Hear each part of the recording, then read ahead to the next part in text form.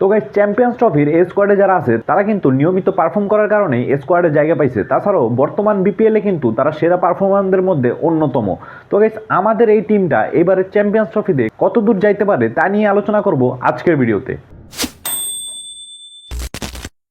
Guys, champions trophy 2025-এর এই squad নিয়ে কথা বলার আগে আপনাদেরকে আরেকটা কথা জানায় রাখতে চাই।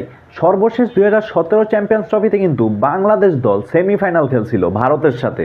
কিন্তু যদিও আমরা সেমিফাইনাল থেকে বাদ পড়ে যাই, কিন্তু সেমিফাইনাল খেলাটাই কিন্তু বাংলাদেশের জন্য অনেক বড় একটা অ্যাচিভমেন্ট ছিল। কারণ বাংলাদেশের গ্রুপে ছিল তখন ইংল্যান্ড, অস্ট্রেলিয়া এবং ইন্ডিয়ার মতো দানবীয় দল। যদিও সেখানে কিছুটা লাক ফেভার করছিল বাংলাদেশ টিমের। তারা মূলত নিউজিল্যান্ডের সাথে একটা ম্যাচ জিতার পরে অস্ট্রেলিয়ার সাথে যে ম্যাচটা হয় সেটা কিন্তু বৃষ্টির কারণে মূলত পরিত্যক্ত হয়, যেখানে পয়েন্ট ভাগ করার ক্ষেত্রে বাংলাদেশ যে এক্সট্রা পয়েন্টটা পায় সেই পয়েন্টের উপর ভিত্তি করে কিন্তু বাংলাদেশ সেমিফাইনালে গেছিল।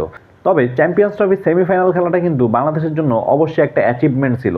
অন্যদিকে 2025 চ্যাম্পিয়ন্স ট্রফিতে বাংলাদেশ এইবার যে গ্রুপে আছে এই গ্রুপেও কিন্তু বর্তমানে ক্রিকেটের সবচেয়ে শক্তিশালী দল ইন্ডিয়া, পাকিস্তান এবং নিউজিল্যান্ডের মতো দলগুলো আছে।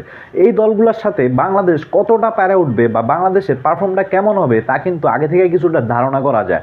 লাইক পাকিস্তানে গিয়ে হারানো খুবই কঠিন একটা ব্যাপার। বড় বড় দলগুলো কিন্তু পাকিস্তানকে খুব সহজে হারাইতে পারে না।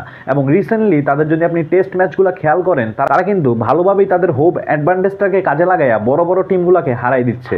অন্যদিকে ইন্ডিয়াকে বাংলাদেশ হারাবে এমনটা কিন্তু খুব সহজে কল্পনা করা যায় না। যদিও আমাদের সামর্থ্য আছে, কিন্তু আমাদের প্লেয়াররা কিন্তু সবসময় তা এক্সিকিউট করতে পারে না। তবে ইন্ডিয়াকে হারানো কিন্তু ইম্পসিবল কিছু না। যদি ফার্স্ট ম্যাচে কোনোভাবে ইন্ডিয়াকে হারাইতে পারে, সেই ক্ষেত্রে কিন্তু বাংলাদেশের একটা চান্স থাকবে নিউজিল্যান্ডকে হারানোর। যদিও সেটা খুব একটা সহজ কাজ না, তবে কাগজে কলমে হিসাব করলে বাংলাদেশের কিন্তু খুব একটা সম্ভাবনা নাই ইন্ডিয়াকে হারানোর। এই চ্যাম্পিয়ন্স ট্রফিতে বাংলাদেশ নিয়ে খুব একটা আশা করা কিন্তু বোকামি হবে। আমরা চাই ভালো কিছু ম্যাচ হোক এবং এই ম্যাচগুলো দেখা যেন আমরা উপভোগ করতে পারি।